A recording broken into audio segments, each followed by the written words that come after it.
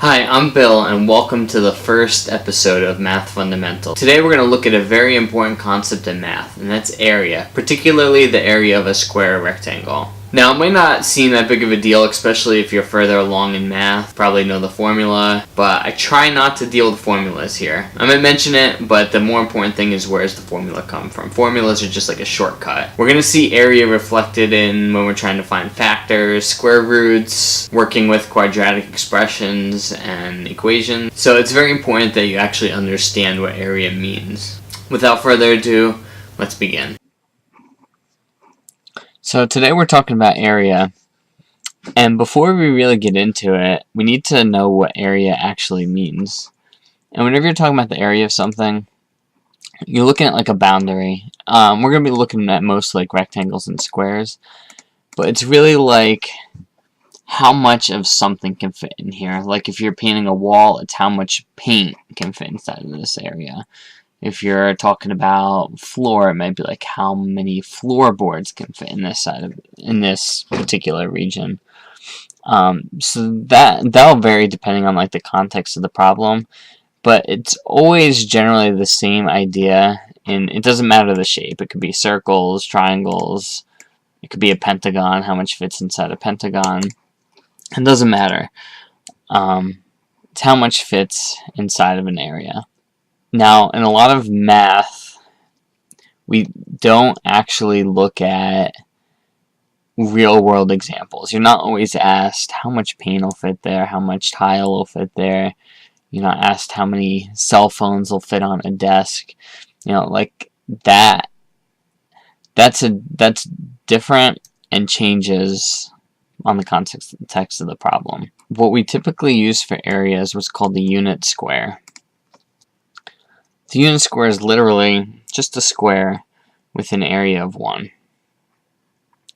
So when you're talking about like a bigger shape like a rectangle, we're looking at how many of these squares can fit inside of the big rectangle. That'll tell you what the area is. And whenever you find your answer, like say, I don't know, I'm just going to make up something because I have no idea.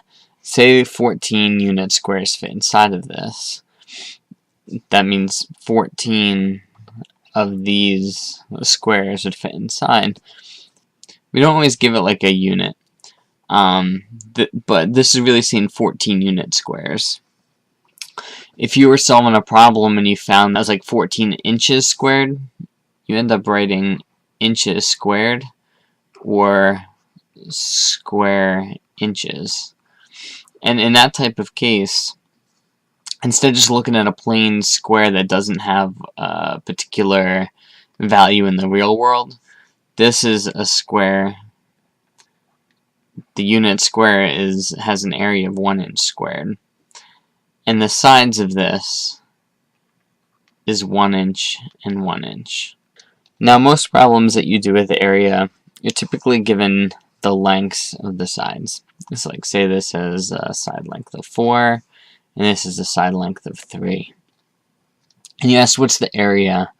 We're still asking the same question. We're asking how many unit squares. I'll make one even though I don't think we need it. So how many unit squares will fit inside of this rectangle? And what you're really doing is you got to figure out a way to count. We can't like always just take a bunch of these squares, stick them in here.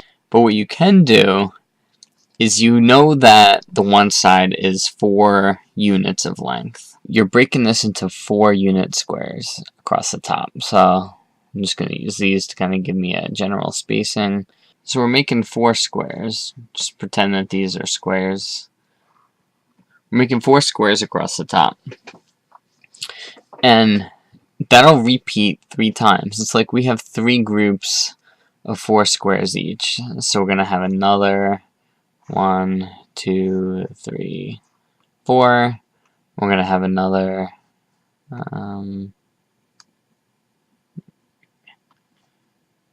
1, 2, 3, 4.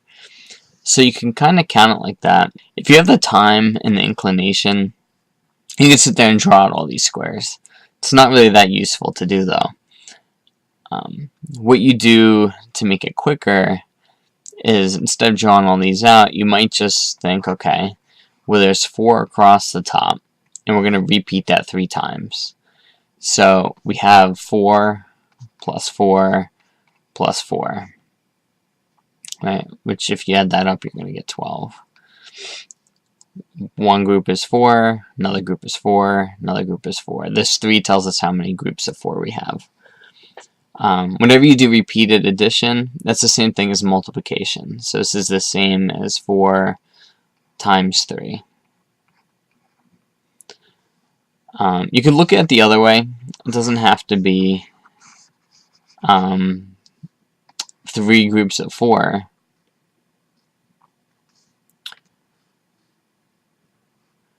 We could look at, let's break this into 3. So we got 3, 3, 3. So we have like a group, and we know that this is 3 across because this tells us there's 3 units in length here. So we must have 3 unit squares here. But now, instead of 3 groups of 4, we're going to have 4 groups of 3. So we have 3 here.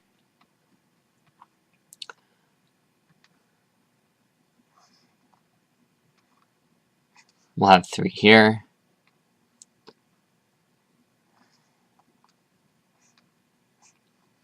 We'll have 3 here. And we'll have 3 here.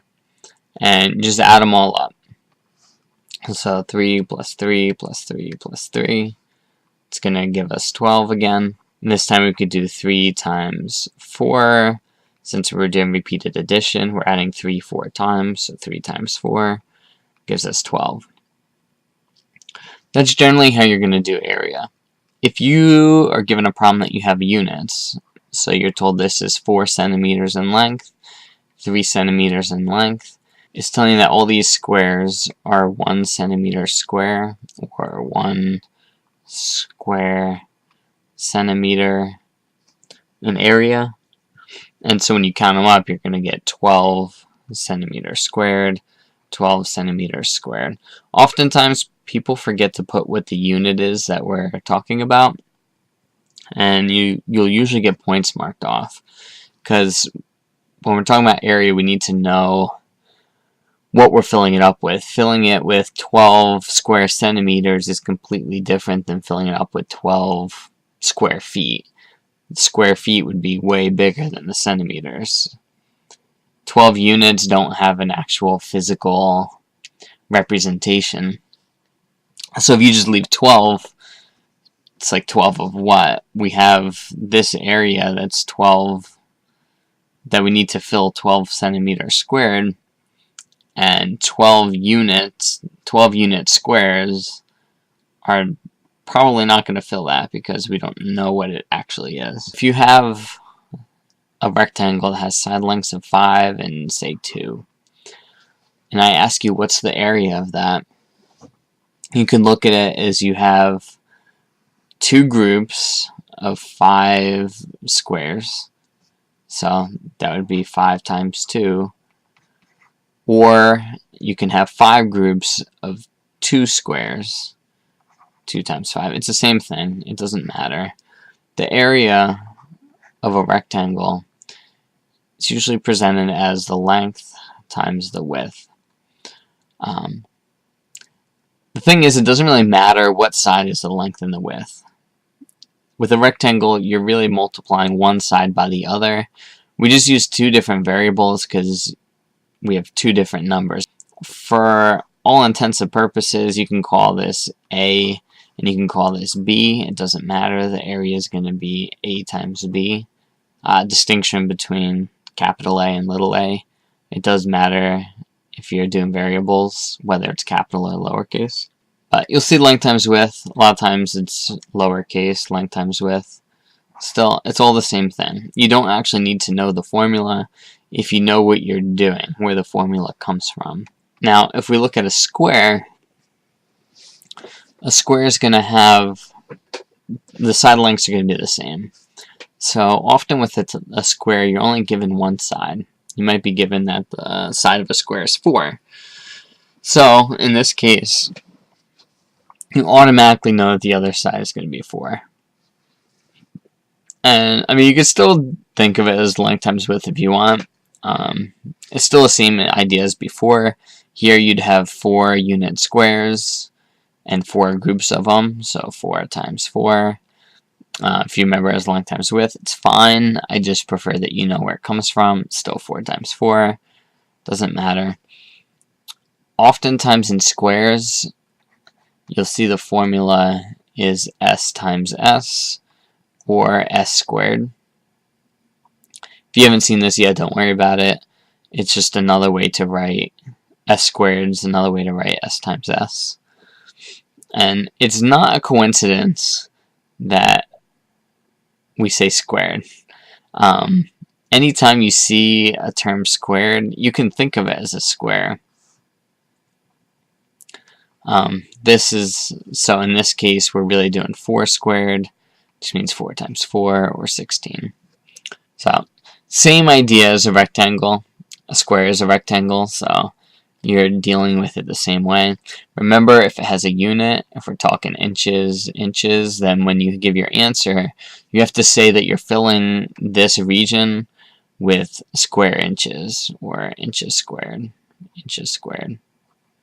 Otherwise, you're not actually answering the problem. Sometimes you might be given a side length and an area. Say, like, you're given the area is 42, one of the sides is 6, and you have to find the other side. We use x just to represent the other side length. In a case like this, you can, if you're comfortable with the formula, you could do that. But we're doing the same concept.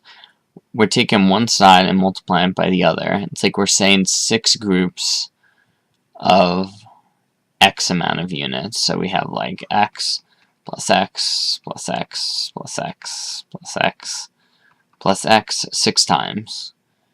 Right? So that would be the same as 6x. Or you could think of it as 6 plus 6 plus 6 plus 6. But the problem with this is you're going to be doing it x amount of times. We don't actually know how many times you're going to do it. So it's better to do it like this, and you write 6x. If you just remember from the concept that we talked about before, one side times another will give you your area. So we know that 6x is going to be your area of 42. If you're not sure what to do at this point, there is like procedural rules on what to do. But let's look back at this adding x 6 times. 6x is the same as its repeated addition, so it's adding x 6 times. And we know that that's going to be 42. And just imagine that these are all like, each one is somebody holding out their hand for a piece of candy. There's 42 candies. But we want to split it up evenly among all of them. So give one to you, one to you, one to you, one to you, one to you, one to you, and we repeat until we're out of candies. What you're really doing is you're dividing 42 among 6 hands, or 6 x's. So what you would need to do is do 42 divided by 6, because we're dividing among 6, to figure out just what one of them will get, because we want to know what 1x equals. The procedure is the same idea. Here we want to divide 6, so if we divide 6 from both sides, you're going to get 6 divided by 6 is 1, and 1 times x is just x. And then 42 divided by 6 is going to be 7.